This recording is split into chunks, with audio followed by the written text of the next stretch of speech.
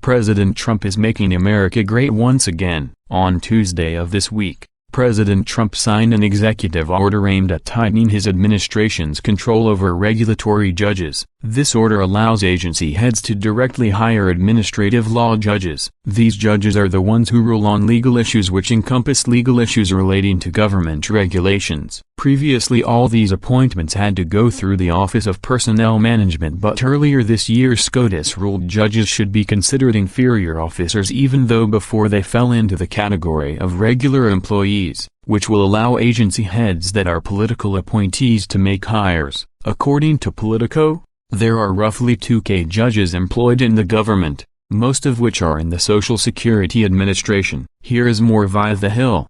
President Trump on Tuesday signed an executive order aimed at tightening his administration's control over regulatory judges. The order allows agency heads to directly hire administrative law judges, the officials who rule on legal issues related to government regulations. Previously, appointments had to go through the Office of Personnel Management, but the Supreme Court ruled earlier this year that the judges should be considered inferior officers rather than regular employees, which will allow agency heads that are political appointees to make hires. There are about 2,000 of the judges employed throughout the government, primarily in the Social Security Administration, according to a Politico report. The order will also make it easier for the Trump administration to fire the judges, and follows the president's May directives that made it easier to fire federal employees. The White House said in a statement that the order reduces legal uncertainty about judges' appointments, and preempts arguments that their decisions should be overturned.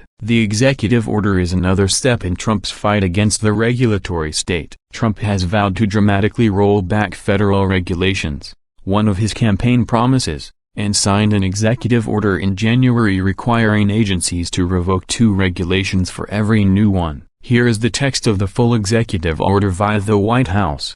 By the authority vested in me as President by the Constitution and the laws of the United States of America, including Sections 3301 and 3302 of Title V, United States Code, it is hereby ordered as follows. Section 1. Providing appointment authority. A.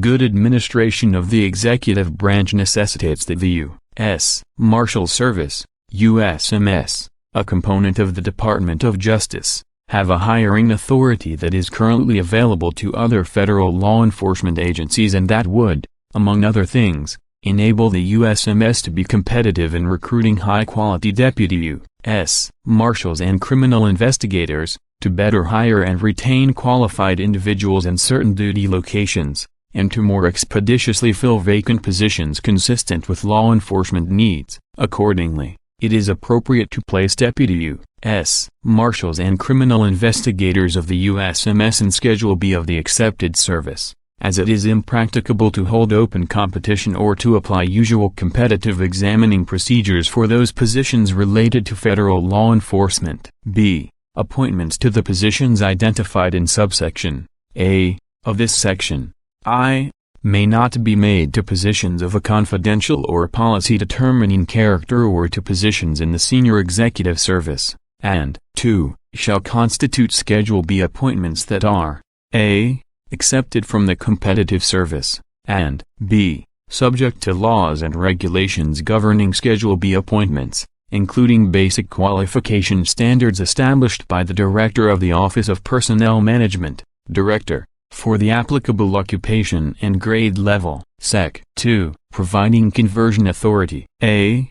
Deputy U.S. Marshals and criminal investigators of the USMS appointed under Schedule B may, upon completion of 3 years of substantially continuous, fully satisfactory service, be converted non-competitively to career appointments, provided they meet the qualifications and other requirements established by the Director. B. The Director shall prescribe such regulations as may be necessary to implement this order. Sec. 3. General Provisions. A. Nothing in this order shall be construed to impair or otherwise affect I. the authority granted by law to an executive department, agency, or the head thereof, or 2. the functions of the Director of the Office of Management and Budget relating to budgetary, administrative, or legislative proposals. B. This order shall be implemented consistent with applicable law and subject to the availability of appropriations. C. This order is not intended to, and does not,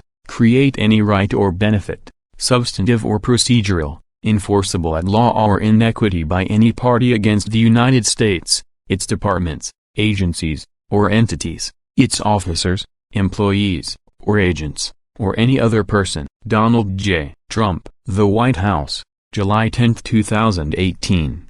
About time we had a president who uses common sense to govern. This order will make it a lot easier for the Trump administration to fire these judges who take it upon themselves to legislate from the bench. Later in a statement, the White House said this would go a long way to reduce the legal uncertainty about judge appointees and the arguments. This executive order is just one more step in the president's fight against the regulatory state or deep state. One of President Trump's campaign promises was that he vowed to roll back federal regulations on a large scale, to which he signed an executive order back in January of 2017 which require government agencies to revoke 2 regulations for every new one created. Now we can see clear as day why the whole DC establishment is against our president. He is a threat to everything they stand for and everything they are.